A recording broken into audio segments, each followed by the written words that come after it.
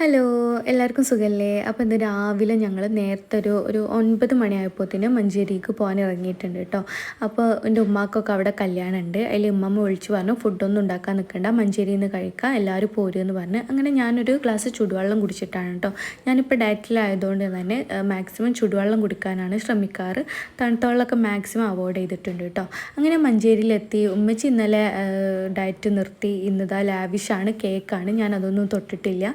എൻ്റെ ഉമ്മമ്മ വീഡിയോ എടുക്കുകയാണോ എന്ന് ചോദിച്ച് ഷാൾ ഇടട്ടെ എന്ന് പറഞ്ഞ് നടക്കുകയാണ്. ഇത് ഞങ്ങൾ കുട്ടിപ്പട്ടാളംസ് കേട്ടോ.